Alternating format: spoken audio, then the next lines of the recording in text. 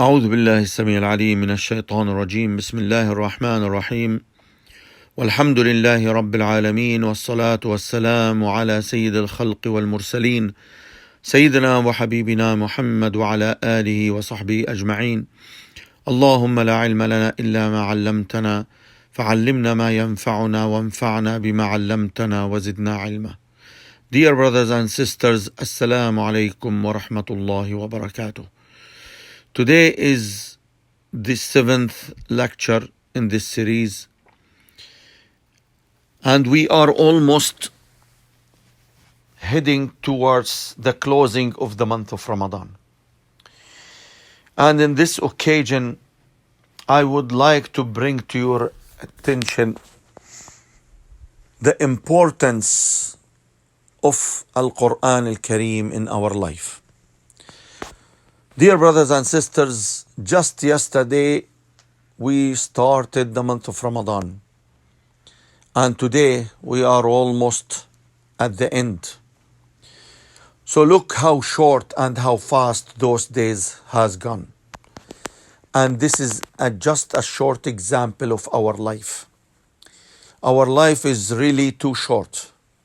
It's too short for what we are doing in this life. It's too short to take us away from our main purpose and our main goal in this life. And Allah subhanahu wa ta'ala, when He gave us Al-Quran Al-Kareem, He gave us the guidance and the light and the soul and the spirit to our life. Without Al-Quran, we lose the soul, we lose the spirit, we lose the light, we lose the guidance, we lose the proof, we lose our life. Dear brothers and sisters, the Prophet ﷺ in Surah Al-Furqan, there is one verse he mentioned, وقال الرسول يا رب إن قوم اتخذوا هذا القرآن مهجورا.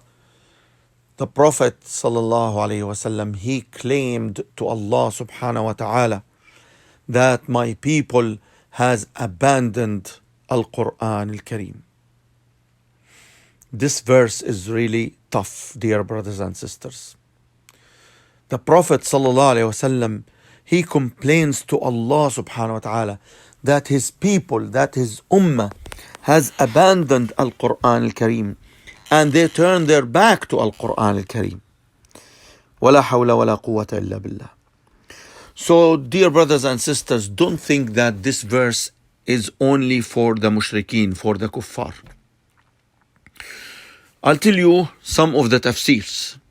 Al-Imam Al-Qasimi, may Allah be merciful with him, he said in his tafsir, this verse, even though it was revealed against the mushrikeen and the kuffar by not accepting and listening to the Prophet ﷺ and not believing in Allah, but still the words in this verse, it also contains the general meaning, that is the abandon of Al-Quran Al-Kareem. Because when the people, they stay away from Al-Quran Al-Kareem, they are considered as they are abandoned Al-Quran Al-Kareem. And Al-Imam Al-Suyuti, he said, in this verse we conclude that to abandon Al-Quran and don't recite it, it is also considered as a sin. And another scholar, his name Abu Saud, he said that the believers, they should always handle Al-Quran Al-Kareem on daily basis, so that he will not be among those who are considered that they have abandoned Al-Quran Al-Kareem. Dear brothers and sisters, in order to explain what is the meaning of abandon Al-Quran, Hajrul Quran, so Al-Imam Ibn Al-Qayyim give us the explanation. He said, rahimahullah, the abandon of Al-Quran Al-Kareem is 5 categories. The first category is to abandon hearing Al-Quran and believing in it. The second category is to abandon to work with what is there in Al-Quran Al-Kareem and implement it in your life. The third is to abandon the rules of Al-Quran Al-Kareem, and we seek the rules from human beings. The fourth is to abandon understanding and tadabbur and reflecting upon the verses of Allah subhanahu wa ta'ala and to know the goals and the meanings of Al-Quran Al-Kareem. And the fifth is to abandon seeking the heal and the shifa from Al-Quran Al-Kareem to our heart's disease and other psychological disease. Yes, dear brothers and sisters, many of us, unfortunately, they are not reading Al-Quran except in Ramadan. And unfortunately, in many countries, the recitation of Al-Quran is connected with the incident of losing some beloved ones, the death of some people, and in the tragedy occasions. And this is totally bid'ah, dear brothers and sisters, which makes some people really don't like to hear Al-Quran because it reminds them with death. And unfortunately, many of us, dear brothers and sisters, we get so busy in TVs, on movies, on nets, on social medias, going to the, into travels and everything. But there is no place and no time for Al-Quran Al-Kareem. Unfortunately, dear brothers and sisters, this is true and this is reality. So we unfortunately did not reflect upon the verses of Allah. When we read Al-Quran, we just read it just because of reading, and the purpose is just to read and get the rewards of the letters of the Quran. But what about the understanding? What about the implementing? What about the analysis of Al-Quran Al-Kareem verses to know the goal and the wisdom behind it? What about using Al-Quran to rule among us, like the Prophet ﷺ and the companions? Yes, dear brothers and sisters, unfortunately, everywhere we can find this tragedy, that the Muslimin, they are away from Al-Quran Al-Kareem. And here follow, I will just explain some of the punishment and the warnings from Allah subhanahu wa ta'ala for such an issue, which is abandon Al-Quran Al-Kareem or staying away from Al-Quran Al-Kareem. Allah subhanahu wa ta'ala said, وَمَنْ أَظْلَمُ مِمَّنْ ذُكِّرَ بِآيَاتِ رَبِّهِ فَأَعْرَضَ عَنْهَا وَنَسِيَ مَا قَدَّمَتْ يَدَاهُ إِنَّا جَعَلْنَا عَلَى قُلُوبِهِمْ أَكِنَّةً أَن يَفْقَهُوهُ وَفِي آذَانِهِمْ وَقْرًا. This is in Surah Al-Kahf, verse 57. Allah subhanahu wa ta'ala said that the biggest oppressor are those who are not listening to the verses of Allah and they are staying away from it. We made their hearts closed and they never understand it. And look to this verse, dear brothers and sisters. وَمَنْ أَعْرَضَ عَنْ ذِكْرِي فَإِنَّ لَهُ مَعِيشَةً ضَنْكًا وَنَحْشُرُهُ يَوْمَ الْقِيَامَةِ أَعْمَى. Whomever decline the verses of Allah subhanahu wa ta'ala and he didn't take it, then Allah subhanahu wa ta'ala promised him with the hardest life and calamities, and on the day of judgment he will come blind. Al-Imam Ibn Kathir, he explained out of this the meaning of danka means that he will not find any comfort and he will find that his chest is so tight and he cannot even live freely and live with comfort and sakina. And look what Allah subhanahu wa ta'ala said here. وَمَنْ يُعْرِضْ عَنْ ذِكْرِ رَبِّهِ يَسْلُكْهُ عَذَابًا صَعَدًا.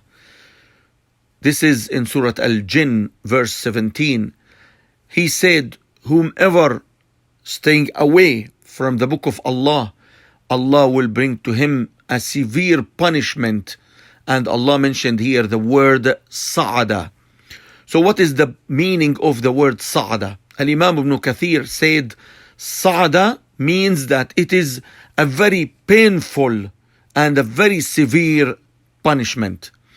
Abdullah ibn Abbas and Mujahid and Ikrimah and Qudada, they said sa'ada means that is he will never find any comfort.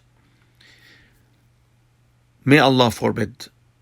Look to this verse, dear brothers and sisters. وَمَنْ يَعْشُ عَنْ ذِكْرِ الرَّحْمَنِ نُقَيِّضْ لَهُ شَيْطَانًا فَهُوَ لَهُ قَرِينٌ. This is in Surah Az-Zukhruf 36. And he said also in Surah An-Nisa, وَمَنْ يَكُنِ الشَّيْطَانُ لَهُ قَرِينًا فَسَاءَ قَرِينًا. So Allah subhanahu wa ta'ala, He promised those who are staying away from Al-Quran Al-Kareem, Allah subhanahu wa ta'ala will make the shaitan to accompany him in his life. And He subhanahu wa ta'ala, He also comment, whomever has the shaitan as accompanying him in his life, this is the worst accompany he can ever have. Yes, dear brothers and sisters, unfortunately, many warnings from Allah subhanahu wa ta'ala if we abandon Al-Quran Al-Kareem.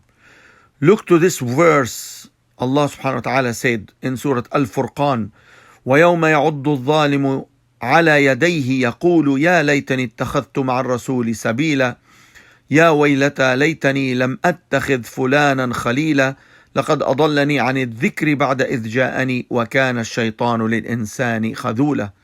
Allah subhanahu wa ta'ala here, He said in Surah Al-Furqan, verse 27, He said, on the day of judgment, those oppressors, they will bite their hands of sadness and sorrow, and he will say, oh, I wish that I followed the Prophet way. I wish that I did not take that bad friend to accompany me.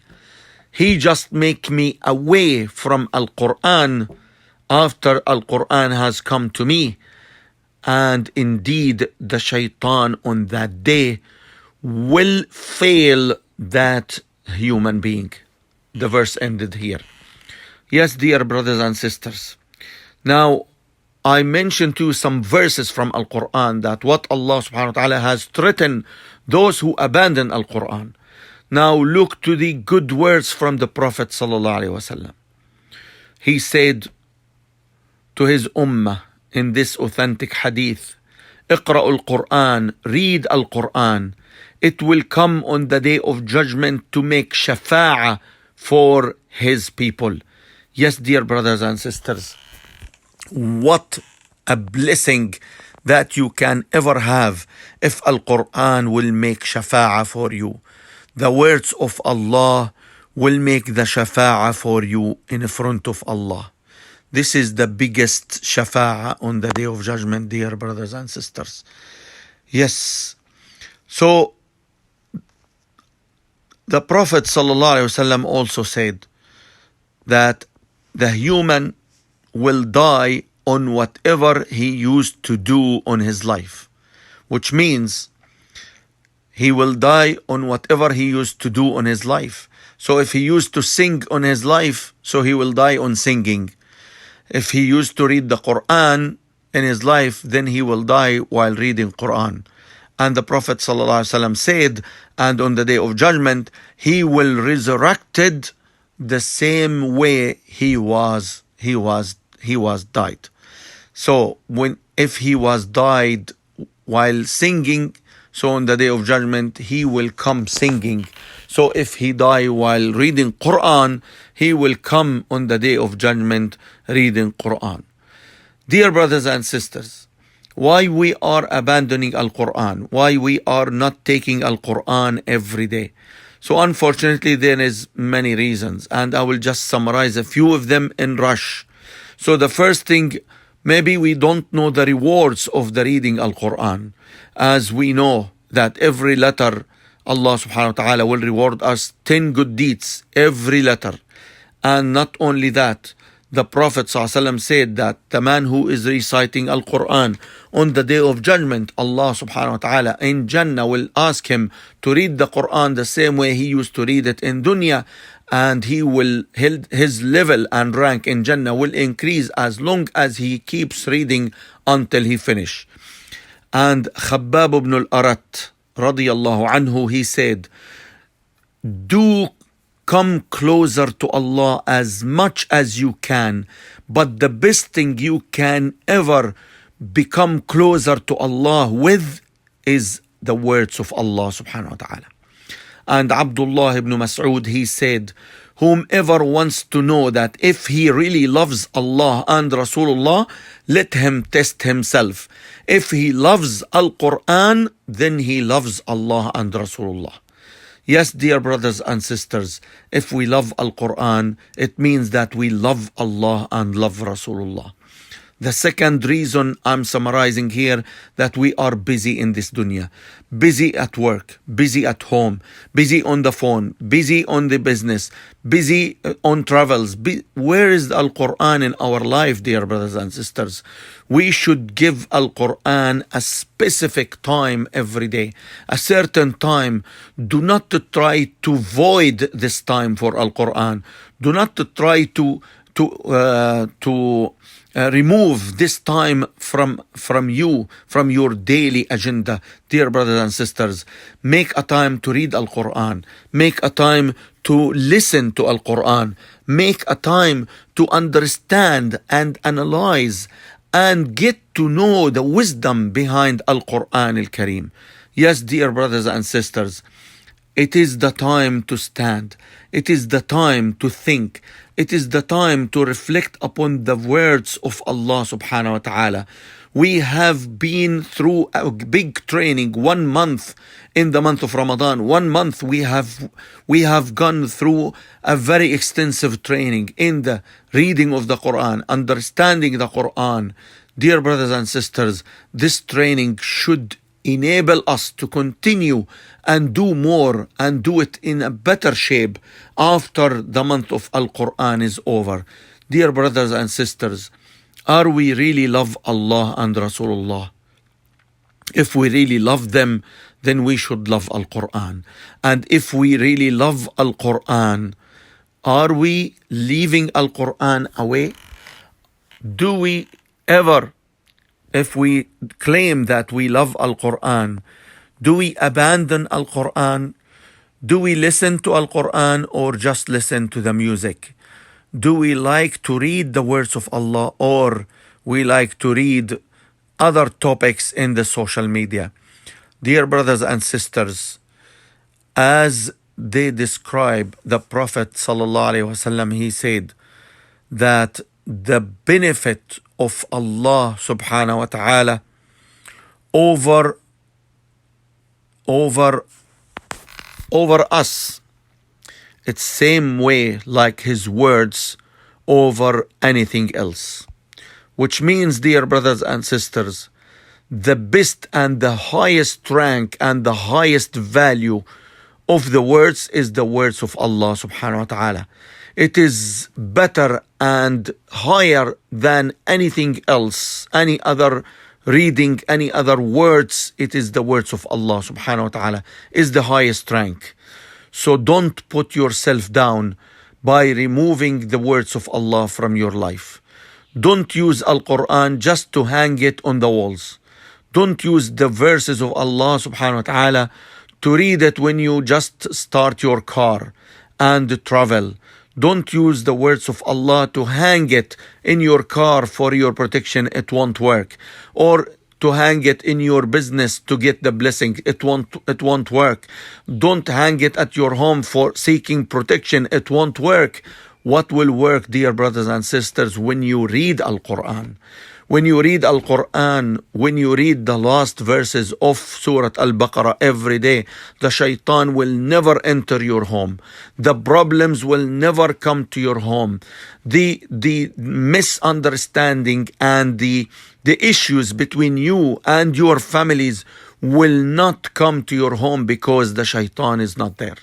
Dear brothers and sisters, if we really take this Quran to be accompanying us, remember to have the Quran accompanying you in your life, then Al-Quran will accompany you in your grave, and he will accompany you on the Siratul Mustaqim, and will accompany you until you enter Jannah. Dear brothers and sisters, Al-Quran will never let you go.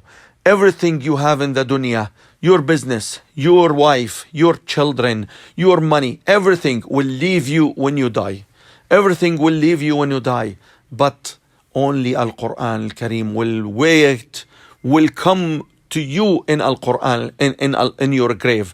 And he will come, as the Prophet ﷺ said, that Al-Quran Al-Kareem will come when you are in your grave in a very beautiful shape, in a very beautiful smell.